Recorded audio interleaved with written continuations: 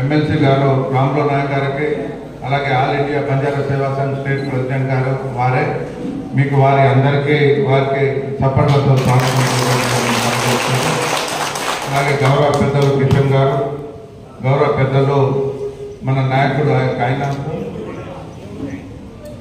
భీముడు किशन सिंह गारी केतन तमारा रामदास तमें सेना वेदिक पैन आयोजन आता है प्रिया भाई सेना तमें राम राम के तो కొన్ని ముఖ్యాంశాలు మన స్టేట్ లీడర్ రాములు నాయక్ గారికి చెప్పాల్సిన బాధ్యత నా పైన ఉంది.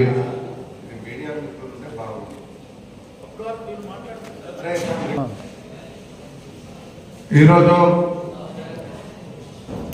మహబూబాద్ జిల్లాకు వచ్చి జిల్లా కమిటీ వేయాలి. ఇప్పటికే 22, 23 జిల్లాలకు పోవడం జరిగింది, కమిటీలు వేయడం జరిగింది అని చెప్పేసి గౌరవ పెద్దలు రామ్ నాయక్ గారు చెప్పిన వెంటనే మనం వెంటనే చెప్పి చిన్న గ్యాదరింగ్ చేయడం జరిగింది. అన్న మీకు ముఖ్య విషయాలు మన జాతి గురించి గతంలో కూడా మీకు తెలుసు. ఇప్పటి నుంచి కాదు, మా బంధాలు దాదాపు 30-35 సంవత్సరాల నుంచి జాతి కోసం కష్టపడుతున్నాం. ఆల్ ఇండియా బంజారా సేవా సంఘ్ అంటే ఏదో వాడి దగ్గర వీడి దగ్గర ఆడుకోవడం కాదు. దీంట్లో only IPS, IAS, IRS, IFS రాజకీయ నాయకులు, పెద్ద పెద్ద నాయకులు ఉండి జాతి కోసం ఏదో ఒకటి చేయాలి. జాతికి ఇండియా లెవెల్లో ఎక్కడ ఏం జరిగినా స్పందించాలి. గౌరవ పెద్దలు పాపం రంజిత్ నాయక్ గారు మన కోసం బాంబేలో ఒక 50 కోట్ల రూపాయలతో ఒక పెద్ద బిల్డింగ్ స్థాపించి అంకితం చేశారు. వారికి జాతి ఎప్పుడు రుణపడి ఉండదని చెప్పేసి నేను మనం చేస్తున్నాను. మన గౌరవ పెద్దలు గతంలో జగన్నాథరావు గారు IPS వారు చేశారు, DT నాయక్ గారు చేశారు, కిషన్ సింగ్ ఎమ్మెల్యే గారు చేశారు, రవీంద్ర నాయక్ గారు చేశారు. చాలా మంది ఇది హాల్తు ఫాల్తు సంఘం కాదు, ఆల్ ఇండియా బంజారా సేవా సంఘం అంటే ఇది చాలా పేరు ఉన్న సంఘం. గతంలో నేను వరంగల్ డిస్టిక్ ఉన్నప్పుడు Warangal district command district president ఉంటేనే అప్పుడు ఎక్కడ ఏమీ జరిగినా చాలా అద్భుతంగా స్పందిస్తుంటే మళ్ళీ ఇప్పుడు మన రాములు నాయక్ గారు ఎప్పుడైతే మన ఆల్ ఇండియా సేవా సంఘ్ బంజారా ఇది స్టేట్ ప్రెసిడెంట్ అయిందో అప్పటి నుంచి మళ్ళీ యాక్టివ్లోకి వచ్చింది. అన్న ముఖ్యంగా మీతోటి నా హంబుల్ రిక్వెస్ట్ ఏంటంటే, జాతి ఆగమైపోతుంది, జాతి అంతరించిపోతుంది. ఈ కులాలకు మతాలకు అతీతంగా దయచేసి పార్టీలు పక్కన పెడతాం, కులాలు మతాలు పక్కన పెట్టేసి జాతిని ఏకధాటి పైన తీసుకొచ్చి చేయవలసిన బాధ్యత మీ పైన ఉంది, మనకే ఉంది. SC, ST, BC మైనార్టీ సబండ జాతులకే ఉంది తప్ప అగ్రవర్ణాలు పెద్ద పెద్ద పార్టీలో ఉన్న వాళ్ళు ఒక్క నిమిషం వాళ్ళు కూడా కలిసి రాత్రిపూట వాళ్ళు ఏం చేయాలో చేసుకుంటున్నారు. ఏ పార్టీలో ఉన్నా కూడా నేను 10 సంవత్సరాలుగా ఈ ప్రాంతానికి ఎమ్మెల్యే వహించడం జరిగింది. గతంలో మానుకోట ఎట్లా ఉండే ఇవాళ మీరు మానుకోటను చూస్తున్నారు. ఎన్ని విధాల అభివృద్ధి చేశామో ఇక్కడ వచ్చిన మిత్రులే చెప్తారు. ఇవాళ ఏ పాలకులు, ఏ ప్రభుత్వాలు కూడా మన తండాల గురించి కానీ, కులం గురించి కానీ, అభివృద్ధి గురించి కానీ ఎవరు ఆలోచించలే.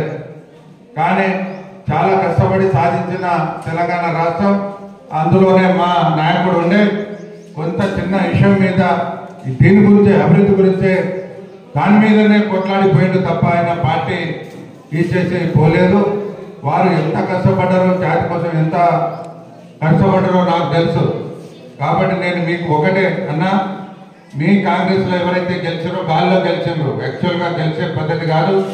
ఇప్పటికైనా నేను ఈ కాంగ్రెస్లో ఎవరైతే గెలిచారో నేను వాళ్ళని రిక్వెస్ట్ చేస్తున్నా, అరే ఏదో అదృష్టం కొద్ది గెలిచారు, జాతిని కాపాడండి, సమస్యల పైన పోరాడండి, కానీ మనం కొట్లాడటం కాదు అని చెప్పడం జరిగింది.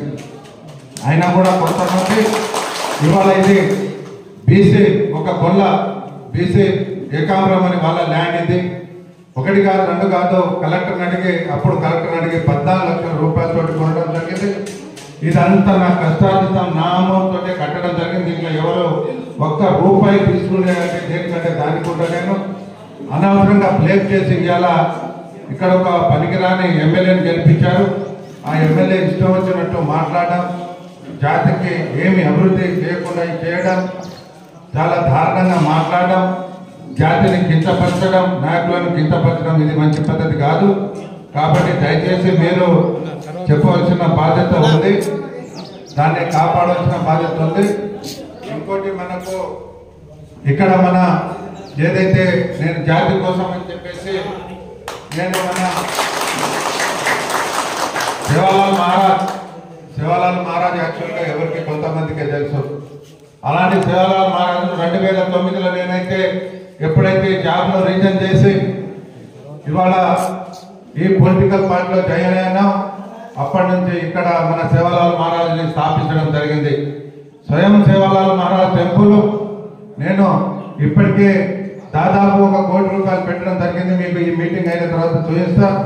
దాన్ని నా సొంత ఖర్చులతోటి నేను నిర్మించడం జరుగుతుంది. ఎవడో వాని అయ్యే సొత్తు ఉన్నట్టు, ఎవడో గవర్నమెంట్ ఫండ్ తీసుకొని కట్టినట్టు, పోలీసు బలగాలతో ఎన్ని నేరాలు గొడవలు జరిగినాయో నేను టీవీలలో చూశాను.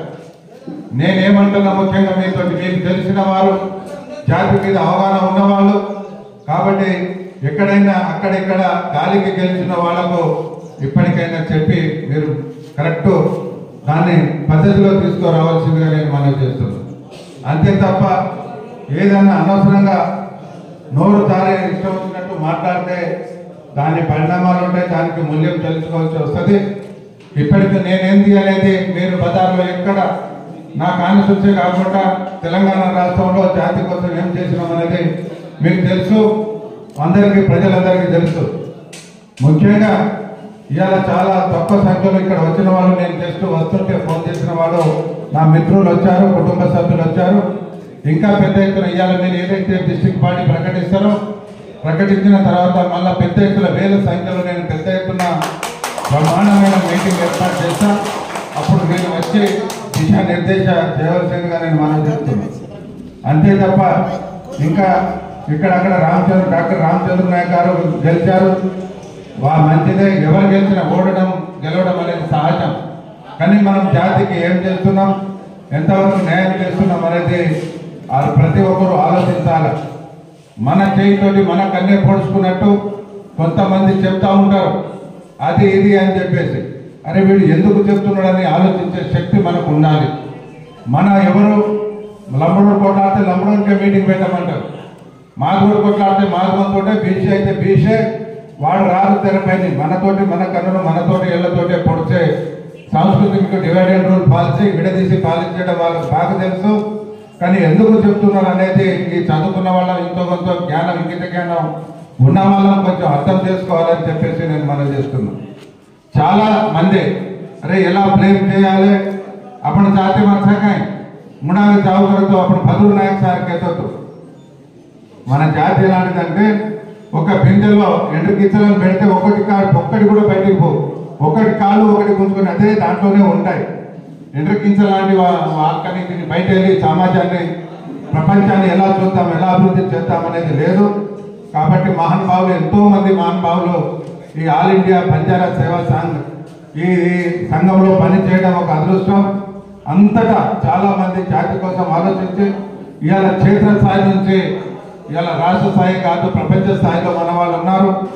ఇవాళ అటెండర్ నుంచి ప్రైమ్ మినిస్టర్ కావచ్చు, ఐఏఎస్ కావచ్చు, ఐపీఎస్ కావచ్చు, ఐఎఫ్ఎస్ కావచ్చు, అన్ని హోదాలలో మన జాతి ఉంది. అప్పుడు వేలాడు సార్ వార్తతో వార్త పరివాళ సార్ కష్టపడడం వచ్చేవాళ్ళ సార్ అത്ര परफेक्ट रेवाड़ा था जेल गाली अपन से एक वेतानी पार्टी छोड़ो तब करना झंडा पाटन करना इलेक्शन आओ सको जना पार्टी थी ये बातें करो पड़न दयచేసి ఈ ఆల్ ఇండియా కేరి బాకర్ కొని జాతీయ స్థాయి ఆల్ ఇండియా బంజారా సేవా సంఘం కదుకో वो मैं कहीं कांग्रेस पार्टी कोनी टीआरएस पार्टी कोनी जनता पार्टी कोनी पुलिस पार्टी कोनी जेल गाली దయచేసి బాల్ జనం రేణో అభివృద్ధి ఆంగ రేణో అచ్చి రాస్ ఇంకా చాలా వెనుకబడిన తండాలు ఉన్నాయి. ఇంకా కొండల మీదనే కొంతమంది జీవిస్తున్నారు మన వాళ్ళు. ఇగో దీనికి చేతనైన రోజు నేను చేశాను, నా ఫండ్ తోటే చేశాను. ఇలాగే పడి ఉంది. దీని మీద ఎవరితో సామ్రాజ్య వాడు నాని అంటాడు, నా కొడుకు ఎవడో పుట్టి ఎక్కడి నుంచో వచ్చి.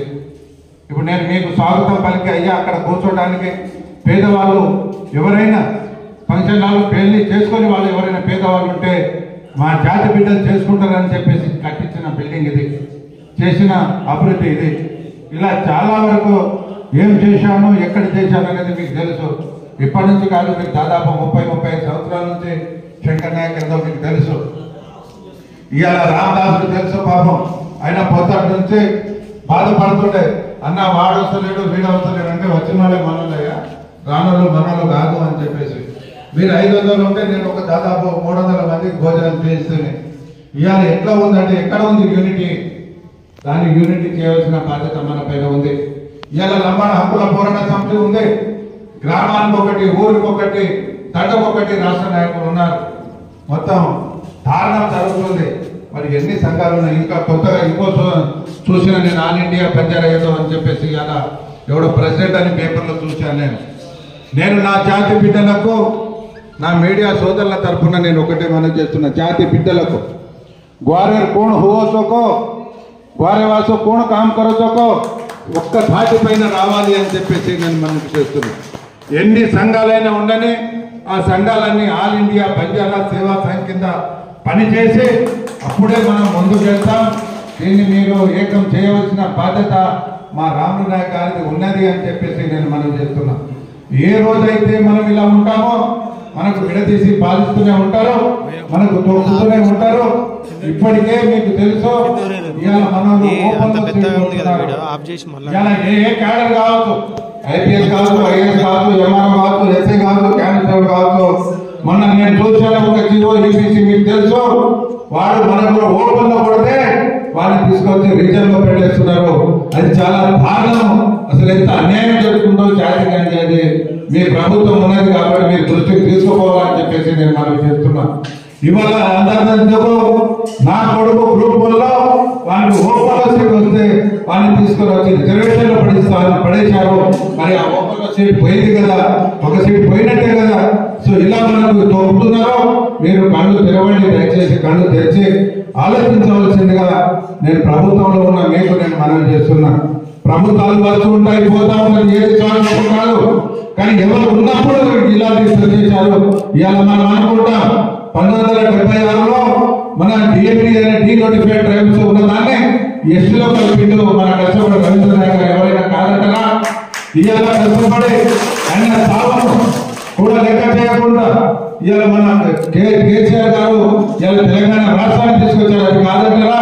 ఇవాళ రామ్ నాయక్ గారు జాతికి ఎంతో కొంత హైదరాబాద్ చేశారు, అది కాదంటారా? ఎవరు కూడా చేసిన పని చేసినట్టే అంటారు, చరిత్ర మర్చిపోదు. కాబట్టి దయచేసి నేను నా బిడ్డలకు, ఇలా నా జాతి బిడ్డలకు, లంబాడి బిడ్డలకు, గిరిజన బిడ్డలకు, సుగాలి బిడ్డలకు, బంజారా బిడ్డలకు ఒకటే మనం చేస్తున్నా, దయచేసి కలిసి కట్టుగా ఉంటే కలుసుగా జాతి ముందుకు పోతుంది, కలిసి కట్టుగా నడవాలి. ఎవరు ఏ పార్టీలోనే ఉండాలి, మేము కాదనటం లేదు, కానీ జాతికి సమస్య వచ్చినప్పుడు అందరూ ఒకటి కావాలి, ఏకం కావాలి, స్పందించాలి అని చెప్పి ముఖ్యంగా నేను మాట్లాడుతున్నా. ఎవడో చెప్తే వాడి మాటలు వీడి మాటలు అంటే మనం పోతే మళ్ళీ తెలుగు కాలిపోయిందట. ఇవాళ ప్రభుత్వం ఉంది, ఇవాళ ఎగురుతారు, మీరు 2 రోజులు ఎగురుతారు, కానీ తర్వాత పరిస్థితి ఆలోచించుకోవాలి బిడ్డ. ఇక్కడ లోకల్ వాళ్ళకి నేను చెప్తున్నా, కావాలని చెప్పేసి మన గమనాల మీదనే అనవసరంగా మీరు కేసులు పెట్టిస్తున్నారు, జైలు పాలు చేస్తున్నారు, పోలీస్ స్టేషన్ పాలు చేస్తున్నారు. ఈ లమ్మడోలు ఓటేస్తే మేము గెలిచిన వారికి మీరు మర్చిపోవద్దని చెప్పి నేను హెచ్చరిస్తున్నా. జాగ్రత్త, ఇక్కడ లోకల్లో చాలా ఎక్కువ చేస్తున్నారు. నేను ప్లీజ్ అది ఇంకోటి, జాతి ఒకటి కావాలి. మేము ఉన్నప్పుడు ఎక్కడ దిగ వాళ్ళైనా ఎస్సీ ఎస్టీ మీద పై స్పందించేది, ఊరికేది, కొట్లాడేది, రక్షించేది, కాపాడవలసిన బాధ్యత వాళ్ళ పైన ఉంది. అన్ని విషయాలు మీకు తెలుసు రామ్ నాయక్ గారు. కాబట్టి నేను రాష్ట్ర నాయకులు, స్టేట్ నాయకులు, ఆల్ ఇండియా ప్రెసిడెంట్ గారికి కూడా చెప్తున్నా, మీరందరూ దయచేసి జాతిని ఏకదాటిపై నడవలసిందిగా మా బాధ్యత. మీరు ఏదైతే ఆర్డర్ ఇస్తారో తప్పకుండా ఆర్డర్ను మేము శిరస వహిస్తాము, మీరు చెప్పిన దాన్ని మేము పాటిస్తాము. ఇది కాదు, ఇది 10-20 మంది కాదు, వేరే సంఖ్యతో మీరు ఒకరోజు చెప్పండి, చాలా పెద్ద ఎత్తున మీటింగ్ కూడా ఏర్పాటు చేస్తామని చెప్పేసి నేను మనవి చేసుకుంటూ